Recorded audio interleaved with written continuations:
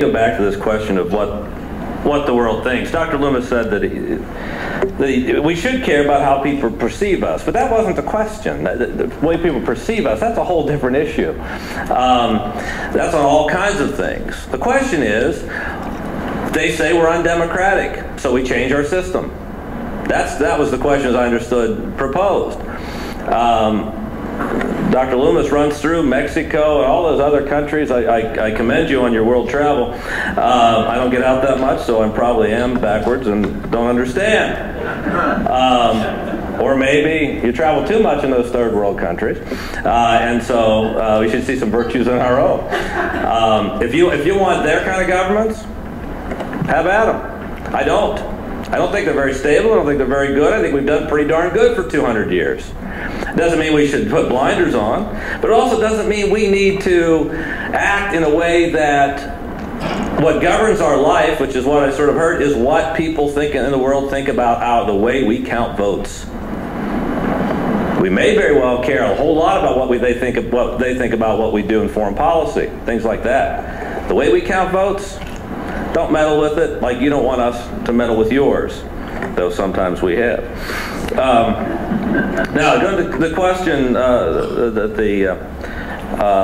the audience member put, I think it's a matter of perspective. As I told you, I'm as frustrated with my party as I could possibly imagine being.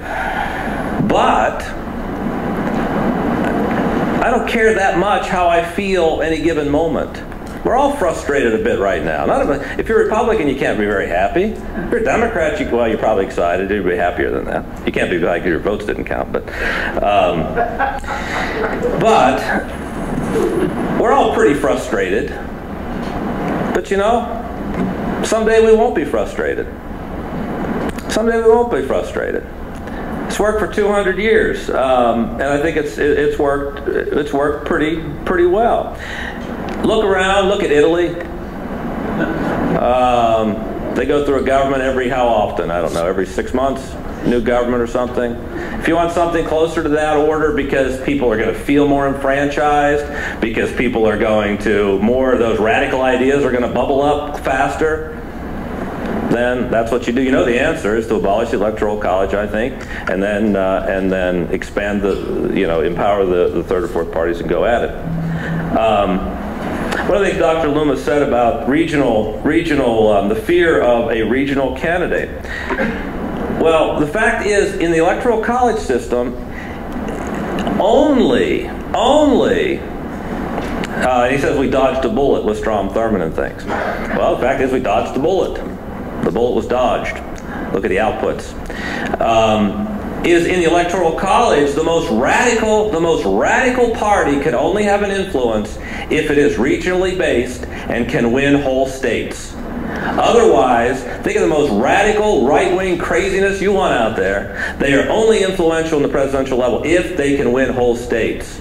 You change that system around, you throw off the Electoral College, and you have an election like 2000, let's say, and you have a radical, crazy, right-wing party all spread across the state that can get a few percent in every place across the state, across the country rather, which is what most third parties are. And there's people, Green Party here, and Green Party there, and Green Party there, or Nazi Party there, Nazi Party there, whatever.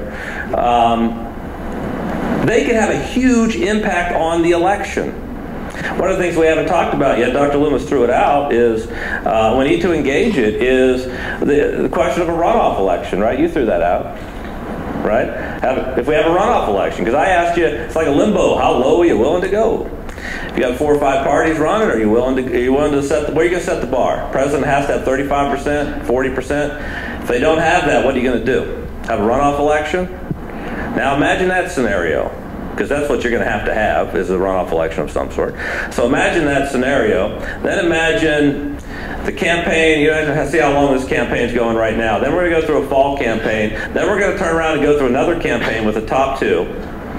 All the fundraising, all that kind of stuff. Now you put a radical party in there that can claim 5% of the vote, or say 6% of the vote in a tight election like that. How much power are they going to have on the candidates running? The radical left-wing crazy lunatic running, but can get 6% of the vote. How much power are they going to have over the Democratic candidate. The most radical right-wing craziness you imagine. How much power are they going to have if they can swing? Look, I'll swing my 5% over your direction. You tell me. I like the system. We have a pretty stable, basic system that frustrates me. I'm okay to be frustrated. Basically, the winner it's a winner-take-all system. If you win the state, you win. Period. I mean, so there's no question about that. Now, I do think that I would sort of tone down that we're going to, if we don't get our, if the Hillary people, if we don't get our person, we're going to vote for McCain, or the Obama people, we're going to take our ball and go home. It's April, then's November. Let's wait for a second. I would say, though, I want to go back. I get a chance to go back, and we talk about these crazy third-party people affecting the election.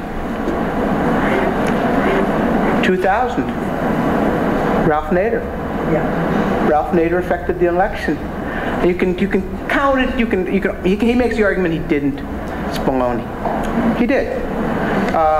And this was not in a general election. This was a minor candidate getting 1.5–2% of the vote. Absolutely crucial in a close election. Ralph Nader did change the outcome of the 2000 election against the popular vote winner. To me, that's not a successful small d democratic process. One of the facts you got to remember, though, is that the popular vote winner does not exist. This is some little fiction that people have created. Who is the national group out there that tallies all these votes up and counts them up? There isn't any. There's no official way. There's no popular vote anything in the Constitution or in the federal government. We go state by state, and the Secretary of State supplies them, and the media counts them up, all that kind of stuff. But the question about the and this will maybe let me try to end on he hates antelopes. I like antelopes, but let's try to end on somewhere we're antelope fan.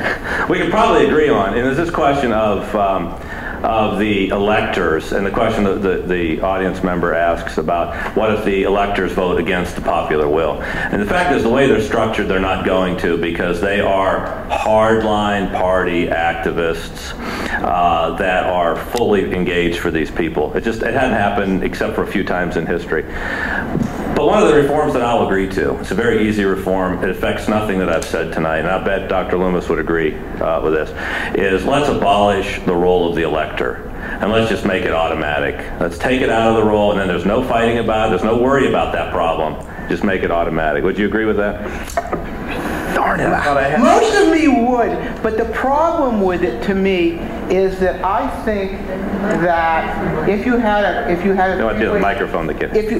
three-way split, you might well be better off with electors who are free to vote whoever they want to. I think the Constitution does not require. You might be better off with electors negotiating than taking an election into the House of Representatives, which I do think would be such uncharted territories, and we can't even begin to talk about the permutations and combinations there. But you talk about a state voting Democratic, but they have a Republican delegation to the House, and some delegations are tied. You really wouldn't want to watch that food fight. And before we end, I think that's another thing we can think of is that vote in the House, which is a separate issue that we haven't really talked about tonight. You brought it up before, but we could probably find agreement on that too. None of us are going to like very much a contingent election going to the House. We can come up with some other kind of system for that and still not affect the first part of it. So there's room. In other words, I want to get on the table. There's room for agreement on changing things for sure, but you don't have to throw it all out. Thank you both very much.